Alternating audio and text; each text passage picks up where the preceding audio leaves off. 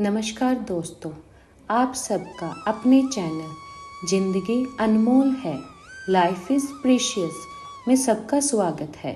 आज हम एक कथा सुनाने जा रहे हैं जिसका नाम है गणेश जी और बच्चों की जादुई पाठशाला। यह कथा हमें बताती है कि ज्ञान, मेहनत, अनुशासन और दया ही जीवन के असली रत्न हैं। बहुत समय पहले की बात है। हिमालय की तलहटी में बसा अनंतपुर नामक गांव हरियाली और शांति से भरा था। वहाँ की मिट्टी की कच्ची हवेलियाँ थीं, जिनकी दीवारों पर गोबर और गेरू का लेप किया जाता था। चारों ओर खेत खलियान फैले हुए थे। बीच में एक बड़ा बरगद का पेड़ गांव की शान था। गांव के लोग साधारण जीवन जीते थे। सुबह सुबह बैल की घंटियों की आवाज़ सुनाई देती। महिलाएं रंग बिरंगे घाघरा चोली पहनकर कुएं से पानी भरती और बच्चे नदी किनारे खेलते रहते। पर एक चिंता पूरे गांव में थी कि बच्चों का मन पढ़ाई से मोहभंग हो चुका था। गांव के लगभग सभी बच्चे पढ़ाई में आलसी थे। वे दिन भर कबड्डी, गिल्ली डंडा और पिट्ठू खेलते। जब भी माता पिता पढ़ाई के लिए कहते तो बच्चे हंसकर कहते, अरे माँ, हमें तो बस खेलना है, पढ़ाई से पेट थोड़े ही भरता है। यह देखकर गांव के बुजुर्ग भी चिंतित रहते। दूसरी ओर कैलाश पर्वत पर माता पार्वती और भगवान शिव अपने पुत्र गणेश जी के साथ निवास कर रहे थे। गणेश जी विद्या और बुद्धि के देवता हैं। वे देख रहे थे कि पृथ्वी पर बच्चों में पढ़ाई के प्रति रुचि घटती जा रही है। गणेश जी ने सोचा, यदि बच्चे ही पढ़ाई से दूर भागेंगे तो भविष्य कैसा होगा। उन्हें मार्ग दिखाना आवश्यक है।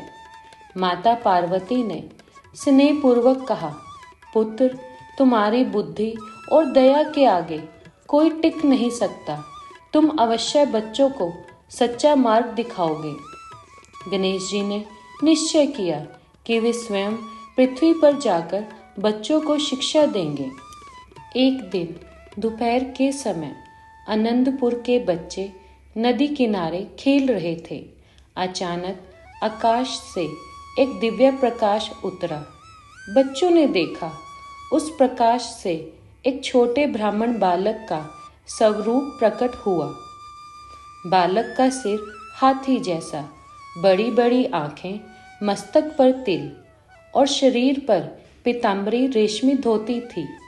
गले में मोतियों की माला और हाथ में कमल का पुष्प था। बच्चे पहले डर गए। अरे, यह कौन है? चेहरा तो हाथी जैसा और शरीर बच्चे जैसा। गणेश जी मुस्कुराए और बोले, डरो मत बच्चों, मैं गणेश हूँ। आज तुम्हें एक विशेष खेल और शिक्षा देने आया हूँ। बच्चे खुशी से उछल पड़े। वाह, आज तो मजा आएगा। गणेश जी ने बच्चों से कहा, चलो मैं तुमसे एक पहेली पूछता हूँ। बताओ, ऐसी कौन सी चीज है जो बांटने से घटती नहीं बल्कि और बढ़ती है। सभी बच्चे सोचने लगे। एक बोला खाना, दूसरा बोला कपड़े और तीसरा बोला खिलौने। गणेश जी मुस्कुराए, नहीं, सही उत्तर है ज्ञान। जितना बांटोगे उतना ही यह बढ़ेगा।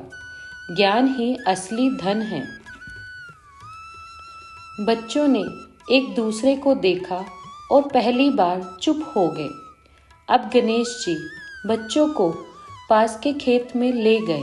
वहाँ एक किसान तपती धूप में बैलों से हल चला रहा था। पसीना टपक रहा था, लेकिन उसके चेहरे पर संतोष था। गणेश जी बोले, देखो बच्चों, अगर किसान मेहनत ना करे तो उसे अनाज नहीं मिलेगा। वैसे ही अगर तुम पढ़ाई में मेहनत नहीं करोगे तो जीवन में सफलता नहीं मिलेगी। एक बच्चा बोला, लेकिन पढ़ाई करना तो बहुत कठिन है। गणेश जी ने कहा, हाँ कठिन है, पर याद रखो मेहनत का फल मीठा होता है। फिर गणेश जी बच्चों को जंगल में ले गए। वहाँ एक हाथी पेड़ों को तोड़ फोड़ रहा था, जिसे देखकर बच्चे डर गए।